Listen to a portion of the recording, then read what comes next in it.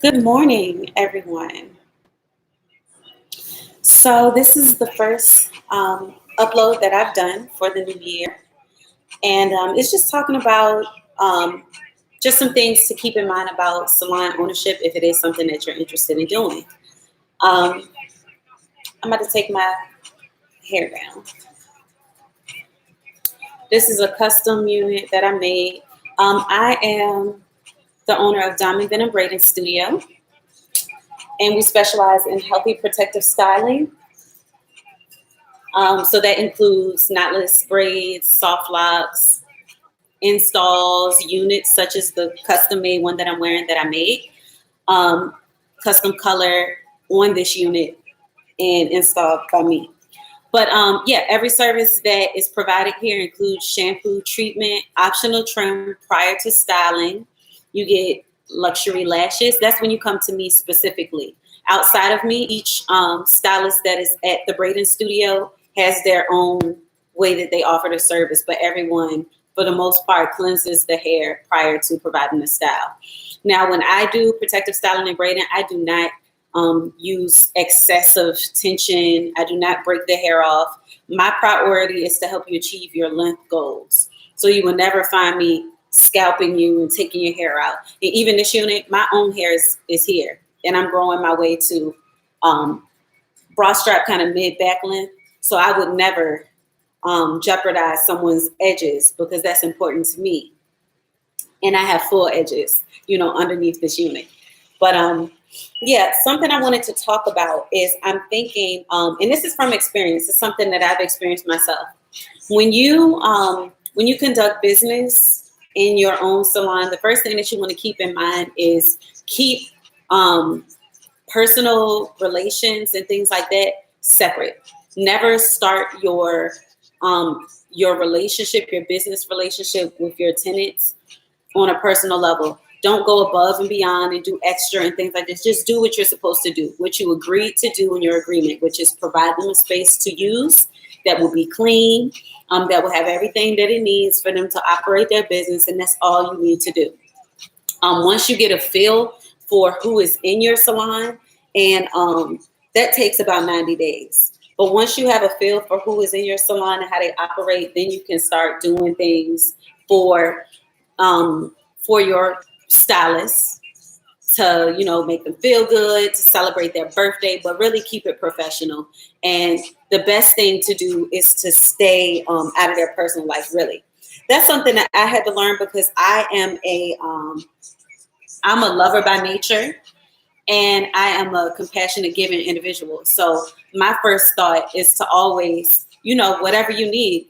I used to think that, thank you.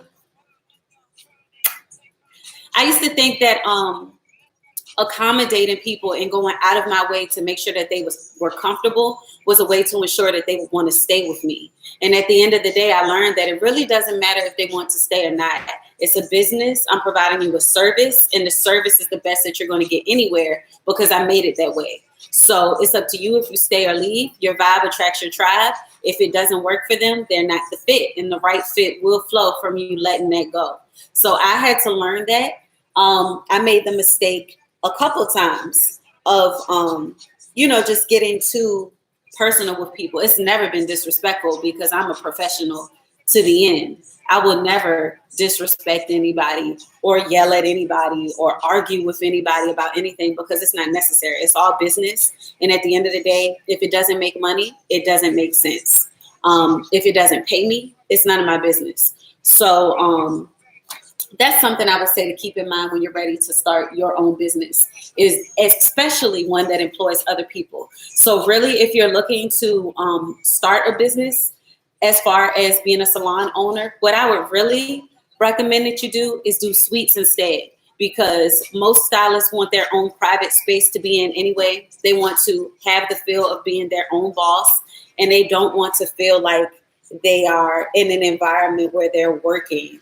We all get into this to be our own boss, to be creative, and, just to have that freedom to do what we love and what we're passionate about. So with that being said, no one wants to feel like they're working somewhere or like they have to answer to someone. So with that being said, the best thing to actually go and do is not to open a salon. The best thing to do is open a suite, a situation. And I don't mean like an individual suite for yourself. I mean a whole building full of suites so that every stylist can have their own private place. And then you can immediately eliminate any workplace drama. You can eliminate any clicking up or anything that would make it an unpleasant environment for anyone there. And it will work for everybody's benefit because you're getting your money and everyone has their private space and it's nothing you have to worry about outside of that. So another thing about my salon, something else that I learned, I'm about to brush these out. It was freezing cold in here because someone touched the thermostat and turned it completely off, which don't touch the thermostat. I'm the only one who has to pay that. That's something else you have to know as well. Utilities are your responsibility. And then the people that are in there are just, they just pay whatever their amount is. So the overhead is all your responsibility when you own a salon. I would say the best thing to do is to do a suite first. If you've never, if you haven't done booth rent or anything like that, just go straight to a suite. Get your own suite and experience having a suite so that when you're ready to do your own thing, you can do what I said. Get your own suites, learn it from the inside out, be in it, experience it, and then implement it and duplicate it. That's what I would recommend to anyone. Do not go and get a salon. Now, for me, the only reason why I have a salon now is because I renovated this whole thing myself. I did like the floors, I did the painting, so I was able to negotiate a good price because it wasn't in mint condition when I got it. I mean, worked as a suite for me. And then as time went on, I don't need space for myself. I would rather, let other people have somewhere to work.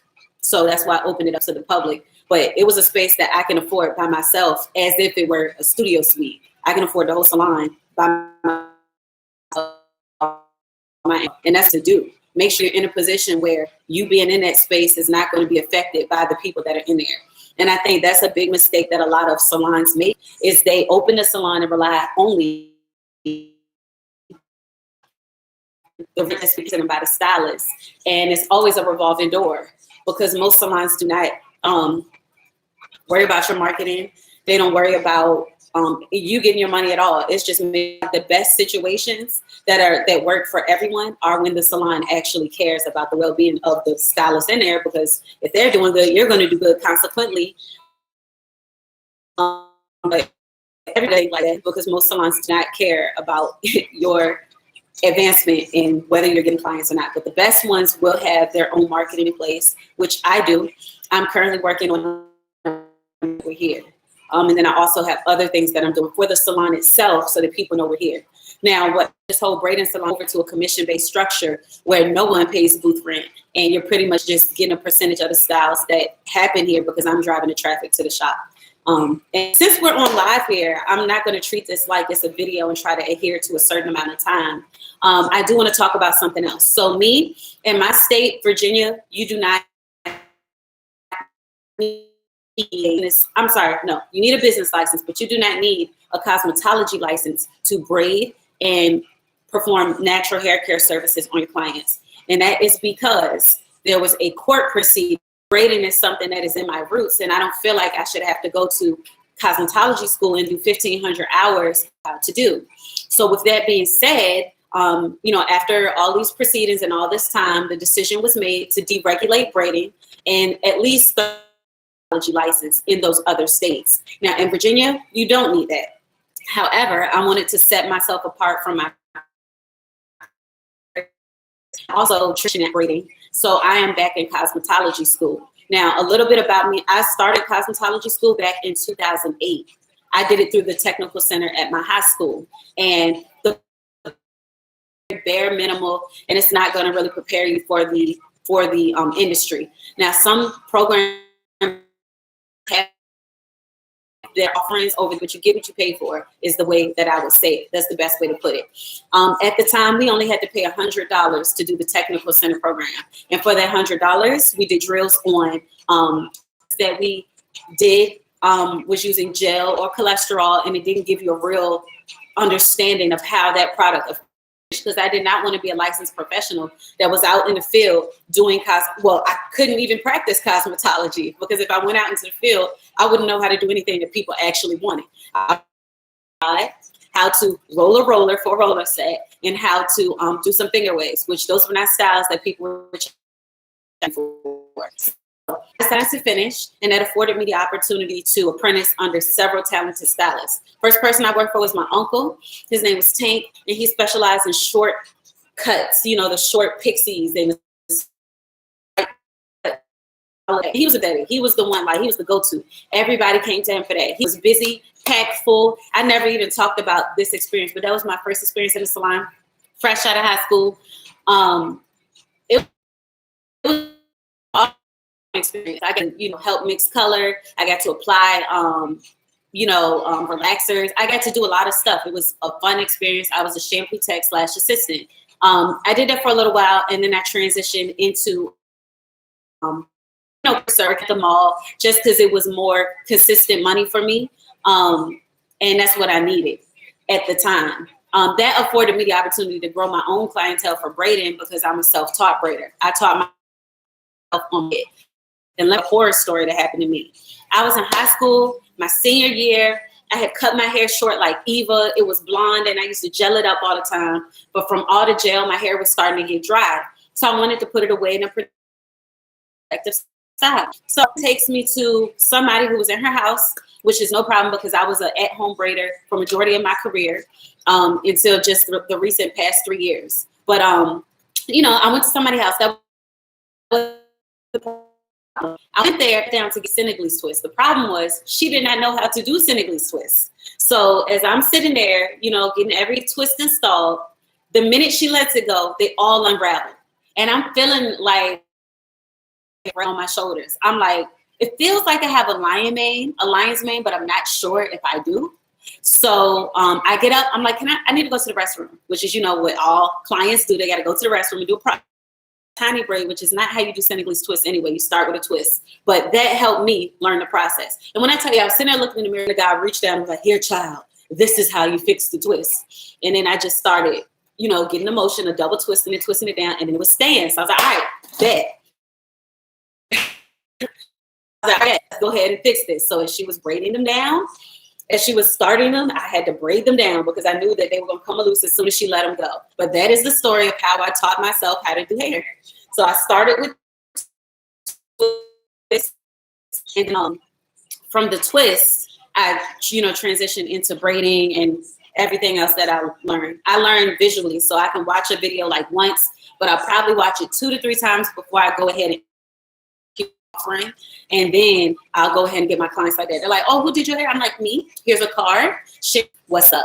$50 off for new clients. But that's how I built my clientele, but that's also how I learned how to braid. So with all of that being said, my first experience was with my customer service, was just working at the mall, really. Worked at so many different stores, Charlotte Russe, Route 21, Macy's, Victoria's Secret, Foot Locker. I was everywhere. And that built my rapport.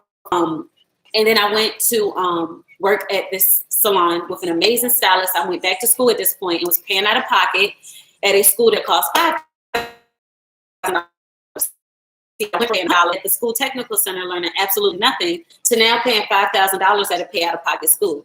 Now the problem with this pay out of pocket school was that, okay, your progress determined how you pay. So had I paid the full $5,000 at once, they would have been getting me through that, and they would have been like, all right, come on, and I would have been done, because mind you, I just got out of high school doing all the theory, so I already knew the theory. I could have passed the state board easily from just paying $5,000. I was working at the salon on my days off, and I was pacing myself. Now, mind you, I was making some good money with that stylist. She was paying me what she said was $12 an hour.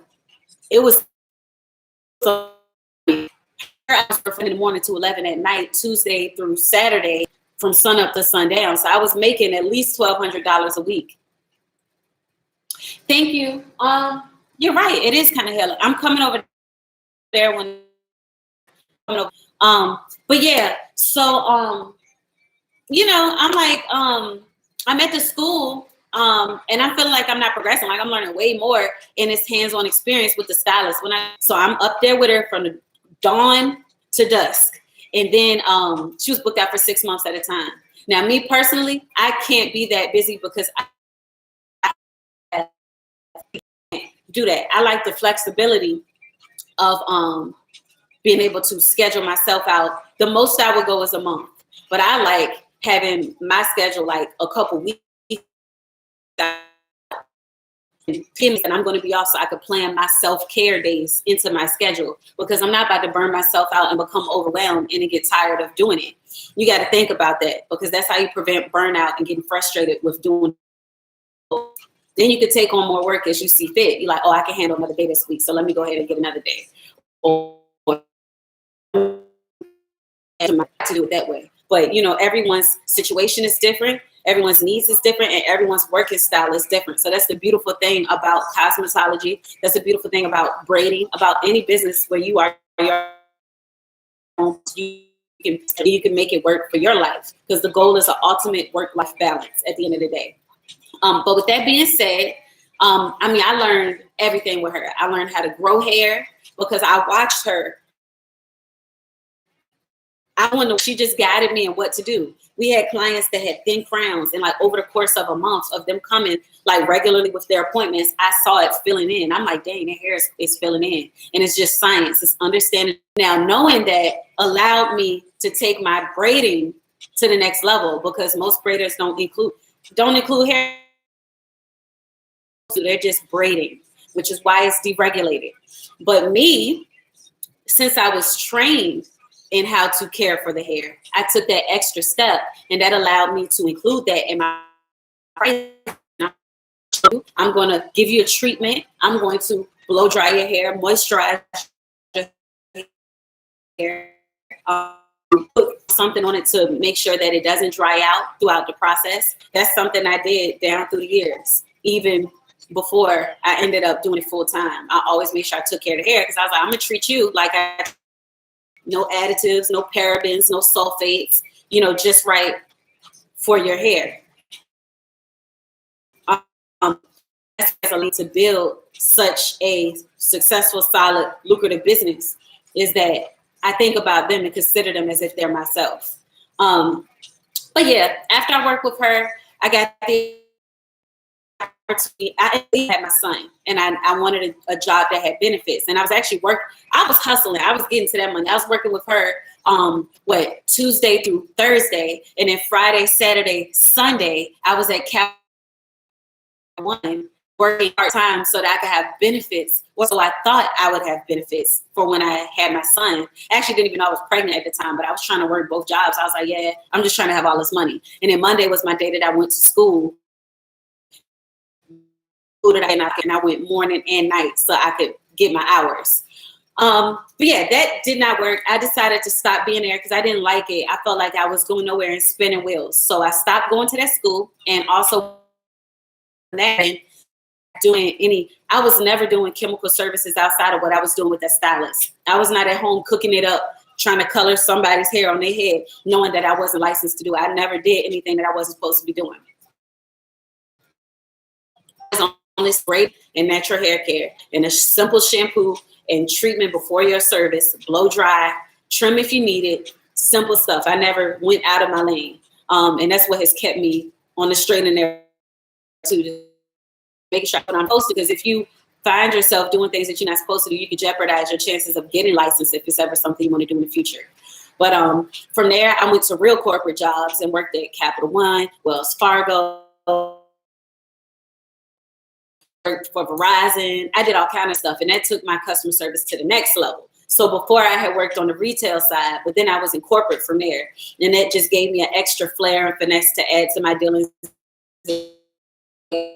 And my client, the way that I did my booking systems and the language that I use to make it really professional. And that's what people enjoyed about me as well. They tell me in my reviews, the reviews that are on my website and on my Facebook, they say thorough and explain it to me. And when I came to get my service, she treated me like she wanted me there, like she appreciated my service. I products away to my clients. This is what I give. This is a triple threat moisture spray. That's what I call it because it's an antiseptic. It has apple cider vinegar and tea tree oil in it. And you can use it to spray on in between. Some use sea breeze to cleanse their scalp when they're wearing braids. I use this because the sea breeze can dry. There's no agent to moisturize the hair after you apply that. So this has everything in it. The apple cider vinegar is the antiseptic. Tea tree oil is an anti-inflammatory agent. But there are also lots of natural oils and things mixed in this as well. So not only does it cleanse the scalp, but it moisturizes the scalp and hair as well. This also works as a great detangler. If you spray this on there and really saturate that knot of like build up or edge control or even sebum and debris or dandruff, it will dissolve it completely. And then you just go through it with a fine tooth comb and break it up, and you will have virtually no hair loss from using this. So yeah, that's what I use it for. I use it as a detail client's hair, and it works. If they have gel in their hair, it doesn't matter. It will eat up the gel, literally. The gel will be on my hands instead of in their hair, and I could get through it easily. Then you can use it to cleanse your scalp while you're wearing your braids once a week. And then I advise them to use this booster on their scalp after they spray, because it puts moisture back in and it fertilizes the growth. So these are the products that I use on them. And the funny thing is I've been using these products since high school, and my hair will always grow, but I would always counteract the growth that I just had by putting a relaxer in my hair. So I was like, relaxer right on it, and there we go. And the way that I was putting a relaxer on was the way my mom put my relaxer on, which was from root to tip, which is not the way. You're over processing your hair. The way, because that's how I was taught, and that's what led to my big chop. But yeah, so after me being in corporate and doing all of that, I was still like braiding on the side. I was always braiding my own hair, maintain my hair.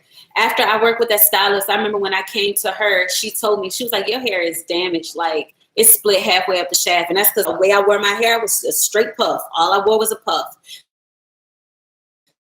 So there, where band rested on my natural hair, it created a line of demarcation and a weak point. And a line of demarcation is just a difference between two textures. You got the smooth texture from me putting that gel on it and let it air dry. So those two meeting at that brittle point where my band is on it, just, started breaking my hair. And she gave me a trim. She started recovering it. But when I was on it, only reason I was getting my hair done because I was her assistant. I had to look like something while I was in there. So she made time for me.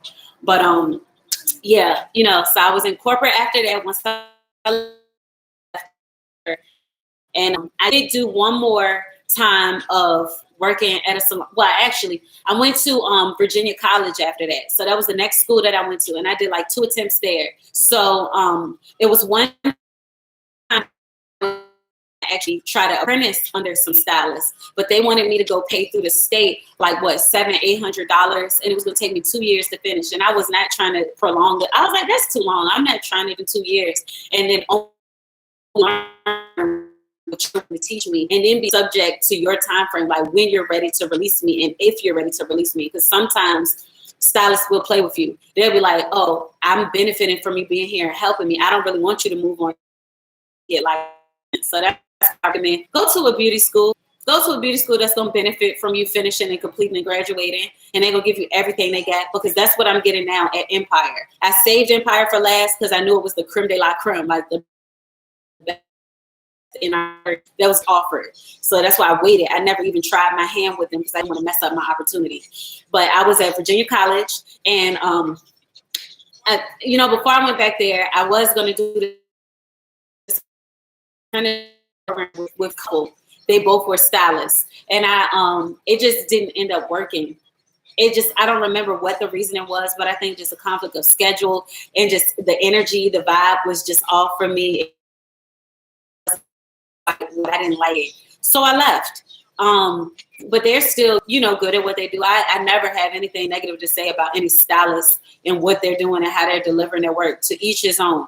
That was not my aesthetic. That was not my, so I didn't vibe with me. So it wasn't something that my culture, it wasn't a good culture fit for me. So I left. Now, the thing that I liked about Virginia College when I went there was that we had uniforms. I felt like a professional. We had scrubs we wore. Here at my salon, it's a school. It's a braiding academy because I'm transitioning out of braiding and going into full cosmetology now. So I'm teaching everything that I've learned down through the years from all of the and from all the things that I've taught myself and went out to learn. I'm teaching it here. But we have lavender scrubs, and that came from me being at Virginia College because I really like that. But yeah, I like the idea of wearing a scrub because it's like a sign of professionalism. Your doctors wear scrubs, and not just a sign of professionalism. It's like, oh yeah, I do this for a living. What I do is serious. Your doctors, your firefighters, your police officers, people in uniform. It's a sign of respect, and then like you can attract caliber you look like those clients. So that was just a little thought process I came up with to help the students attract new people. But the rest of the stylists that's in here, I just thought it would be dope too for us all to wear the same thing. I like wearing the scrub because it's lavender and it's pretty. It wasn't a good fit for me. So then I left and went to Virginia College. My issue was transportation. It was the fact that we were there from 9 to, and then I had a son. So I was like, well, where do I fit in working to earn an income? Because if I'm in school all day, it feels like I can't be I can't earn money. So that's, yeah, I'm coming over there.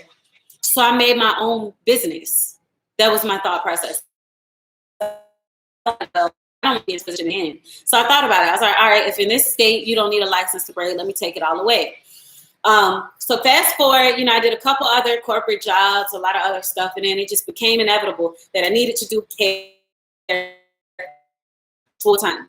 So I did it the first year. I did 3 price increases that first year, and I started at like 200 for the braids. Before I got into, actually I didn't include hair. Didn't include hair at the time, and but I did include shampoo, treatment, and optional trim if you needed it beforehand. That's how I priced to 150. So I did a little special for 150 for like the first month, and then after that I went back to, once I left the salon. And funny story, I was trying to grow, trying to start. I did not have clients, and I was just trying to get start my brand. Although my brand had been Desi Krishan Beauty forever, since after high school. I was just trying to like get established in the industry. So, I came in this very salon that I'm in. It was totally different. And, I was trying to grow, trying to learn. I ran that special at a 150. I started including hair just to make it easy for the client. And ended up is the owner asked me to do her hair. She was like, hey, I like the way that you do your knotless braids. They're pretty. I want mine done. And she asked me, did I want her to pay me or if I wanted booth rent? Mind you, anyone who is grinding and trying to get started would definitely choose booth rent. Yeah, give me booth rent. I would love to do that exchange booth rent versus paying money. I could, keep the money to allocate towards my business and marketing, trying to grow my brand so that I could pay you booth rent going forward. Well, that was the decision I made, and that was the agreement when I got kicked out after I did their hair. Now fast forward a year later, now it's my salon. I've revamped everything, and it looks nothing like it did when I was here. But yeah, the way that I handled that, I left from here. I went to another salon where I could do what I want without, people commenting on my choices and my price and elaborate it and make it look pretty. Healthy hair first, then finesse the crown. But yeah, so at the other salon, I was able to charge, be discussed another day, the Salon Chronicles. I'll talk about that another day, but it's been crazy, the experiences that I've had in being at different salons. my own salon, want to make it work for people, which is where I started when I was talking about this live. But I'm telling you, it doesn't matter. You cannot be compassionate. You can't really think about people's personal situations, because personal and business have nothing at the end of the day. They may help that person, but they're not going to help anything outside of that. If it's not helping you, then it's not helping. I would say if you do end up going down the path of having your own salon, stick to your guns. Whatever your rates are, make it that, and keep it just straight business. But see, from all the experiences that I had, I didn't want anybody eating. It did not work. They had the perfect situation, and they still fucked it up for humanity. That's what is human nature. It doesn't matter how good it is. You're going to find something wrong with it and complain and fuck it up. So now I'm going to what it has to be. It is what it is. And just full circle back around to where I started with the live. I was saying, word to the wise, if you open a business, do not all these things to make people happy, because it's not going to make them happy. It's not. Like, you can't please people. So keep it business. But yeah, I've gone about 35 minutes, and that's my specialty. I'm a talker. I've been a talker since I was a kid. I could really keep going for an hour if I wanted to, but I just wanted to get on here and get on Facebook and do these, but I stopped being able to download my videos and edit them so I could upload them to YouTube. So I was like, all right, well, since I'm talking anyway, let me just talk on YouTube so it's already up here, and I don't have to worry about updating. Leave them in the comments down below, and I will be more than happy to address them in another video. If you're interested in cosmetology school in general, because like I said, me being a braider, a professional braider, owning a salon, I don't have to go to cosmetology school in my state to continue to elevate and be comparable with people outside of my state who do need a license to do what I do. I'm trying to be at the same caliber and level. And also, I'm transitioning out of doing this all the This is a custom unit that I made, and custom color that I did as well. This is a frontal unit, side to side, and I made it myself. So this is what I'm transitioning into. And once I finish my licensure, I'll take you on a journey to my next road, because I am opening another salon in addition to this one, and it's going to focus on something very different and very special to me. But yeah, so if you want to know how to get off the ground with your business that you currently have, and just find success within it, because success is different for everyone. You don't have to have a salon to be successful. You don't have to. Success meeting your daily goals that you set for yourself. It's meeting your monthly goals, and it's being able to do what you want to do to have a quality of life that you want to have. You don't have to compare yourself to anyone else and what they're doing in their lane. Way disappointed and frustrated and quit on your. So success looks different for everybody. Somebody who's renting a booth can be successful. Like, as long as you're making your money, you putting your work out there, building a good name for yourself, that is success within itself. Like, being able to do that. Someone working at home. I was at home and I built a 5-star brand at home, giving A1 customer service to my clients at home. I did not need to be in a salon. I could braid by a trash can and still charge premium prices because of the way I treat my clients, the way I carry myself, and the caliber of service that I deliver. So it has nothing to do with where you might be physically. So don't let people discourage you. Keep your blinders on like the horses do in the races. Don't worry about what's going on around you. Focus on what you got going on and where you're going, because everybody's journey is different. Everybody's past is different. Everybody's history is different. And your destination is different. Even if you arrived at the same place as somebody else, how you're going to impact people and the people you're going to impact are totally different from the people that this person is going to impact. So keep that in mind. Stay focused on what is important to you, and don't get distracted and deterred by what somebody else may have going on, because that has nothing to do with you. Worry about yourself, worry about the business that pays you, and you will always get paid. But yeah, all of that to say, if you're interested in any of that, Subscribe to the channel, hit the notification bell so that whenever I go live or I post the actual video that I curated for you, you'll be notified. My Instagram is at Diamond Venom Artistry, so you can follow me and see the work that I do, and connect with me on another platform. And I'll just say this, until next time, remember, every day above ground is a good day, so make it count. And this is my mantra in the way that I live my life. I'm all about building and uplifting others. I have no reason to tear anybody down. And my thought process is this: if life is but a dream where we wonder what stars are, let's make it a wondrous night. Because lone stars are great, but the best settings feature multiple brights. And that just means that it's better when we all winning. Because you know those nights where you see one star up in the sky, you're like, oh, that's cool, but a whole starry night with the clouds and the moon, that looks way better. That looks way better. Use your light to enhance the light of others. That's it. Stay beautiful, stay bold, stay fierce. And until next time, peace.